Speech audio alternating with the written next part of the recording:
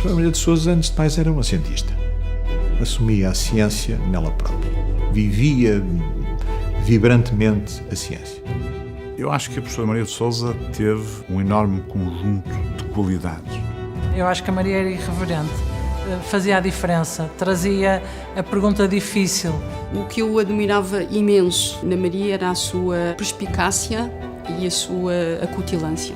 Acaba por ser uma personagem ao mesmo tempo que exige de nós o melhor, mas também exige criatividade e a criação de algo novo na ciência. A ciência precisa de curiosidade, a ciência precisa de inovação e ela própria era uma curiosa. A curiosidade de fazer sempre além das fronteiras do conhecimento, nunca seguir rotinas. Ela dizia aquilo que achava que era preciso, doesse a quem doesse. E isso a nossa ciência sempre precisou muito. Essa insatisfação era sempre uma forma de nos fazer melhorar. E era preciso ter coragem para poder ser assim.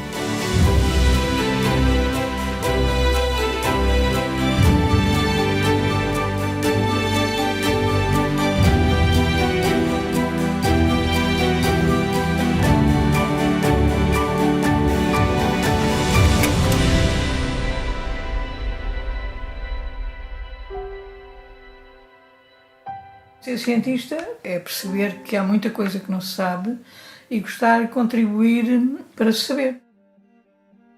O episódio que mais marcou a vida dela foi o tal artigo científico, um artigo científico de facto notável, que ela publicou, o propósito dos linfócitos, em 1966, ainda hoje é atual e é citado em todos os livros de texto do mundo. Houve um seminário e veio alguém dar uma palestra que começou na introdução a descrever as coisas que a Maria tinha descoberto, sem dar crédito nenhum à Maria. E eu depois perguntei-lhe, então Maria não ficou irritada por a pessoa estar a descrever isto e não lhe dar o crédito? E ela, não. Quando se descobre uma coisa realmente importante, que passa a ser do conhecimento comum, isto já não nos pertence, pertence a toda a gente, passou a ser parte dos livros. E, portanto, isto é o maior elogio que me podiam fazer. Portanto, o que é importante é a tal formação que vai tornar as pessoas capazes de perguntar e capazes de duvidar.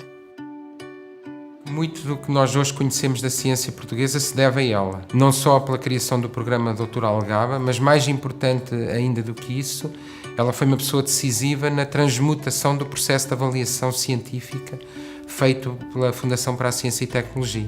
Naquela altura era necessário recorrer a cientistas vindos do estrangeiro e a professora Maria de Sousa foi absolutamente decisiva em iniciar esse processo de avaliação rigoroso e independente. E fez isso lado a lado com o professor José Mariano Gago, e eu acho que eles os dois prestaram um serviço à ciência, ao desenvolvimento da ciência em Portugal, ao país, absolutamente fantástico. Hoje parece uma coisa que nos é óbvia, fazer a avaliação científica independente. Na altura, em Portugal, não havia tal coisa.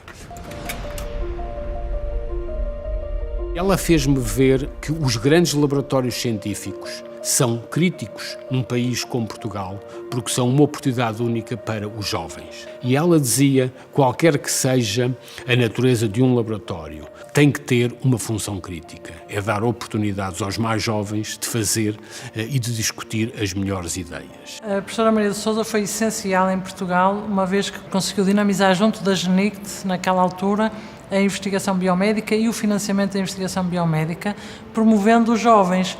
Trouxe uma cultura e uma dinâmica ao sistema que era praticamente inexistente. Aquela lição mais importante e que eu ainda hoje tento aplicar fielmente é a importância da aposta nos mais novos. Motivá-los para a excelência e, claro, sem nunca temer a sua competição.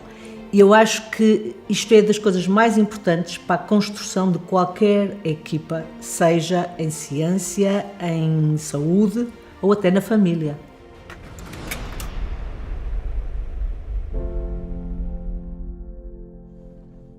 Flights of imagination are important for the individual, but in science what counts is the landing, not the flight. Ela sorria de duas maneiras, do lado estético, não é? Quando tinha um resultado que achava bonito, Mas também tinha um humor muito irónico, muito subtil. Eu sei que ela tinha interesses na área da música, na área da literatura. A grande paixão dela, acho que era a vida. Amava a vida, nas suas diversas formas, e assumiu a via da ciência. Mas era uma pessoa que gostava muito de ler, gostava da música, da arte em geral. Na vida da Maria não havia muros entre a ciência, a poesia e a música. A Maria, ela própria, desenhava muito bem. Tinha desenhos das próprias descobertas, não é? Ela escrevia poesia, escrevia de uma forma poética, às vezes até cerca dos amigos, mas vivia poesia. Ouvi-la recitar os poemas dela e de outros eram peças únicas, mas também o interesse pela música. Repare que a professora Maria de Sousa, quando teve que decidir se ia ser pianista ou se iria para a medicina, ela acabou por optar pela medicina porque sentiu que na medicina podia ajudar, podia servir as pessoas. A professora Maria de Sousa fez parte de 3 júris do Prémio Bial, um dos quais presidiu, e depois foi durante 4 anos administradora da Fundação Bial. Foi fantástico o trabalho de qualidade, de exigência que ela conseguiu trazer-nos. Ela participava nas reuniões de organização dos simpósios da Bial, fazia sempre questão de dar uma opinião rigorosa, mesmo sobre coisas tão simples como um programa científico para um simpósio. Portanto, ela trazia muito rigor à preparação, por exemplo, do simpósio. E, portanto, a existência deste prémio é a melhor forma de homenagear a professora Maria de Sousa. É continuar o que ela começou. A dar liberdade a pessoas muito jovens e dar-lhes a capacidade de ir para qualquer lado do mundo, de abrir a mente, de fazer coisas diferentes. É manter viva a sua memória coletiva e é manter vivos os princípios que serviram de orientação durante a sua vida. Quando vimos a quantidade de pessoas que concorreram a este prémio, isto revela que continua a haver uma sede da parte dos jovens por ir aprender mais e buscar mais. A Maria sempre queria construir uma escola sem fronteiras. E isto é, de uma certa forma, a continuação dessa escola. Uma formação científica tem uma importância extraordinária e não é necessariamente nem para fazer cientistas, nem para fazer dinheiro. É parte integral da educação de um povo. Sem dúvida, a Maria era um espírito livre. Pensava por si, tinha as suas próprias ideias. Era uma mulher muito inteligente, mas também era um ser humano de grande sensibilidade. Rigorosa, mas também preocupada. E ela própria se intitulava uma imunologista preocupada. Maria não tinha receio de dizer o que pensava em qualquer audiência. Ela ficava toda contente quando um dos seus alunos, um dos seus investigadores, conseguia alcançar algum objetivo, fazia uma festa enorme, parecia uma criança. Como mentora, era ao mesmo tempo extremamente generosa, extremamente dura.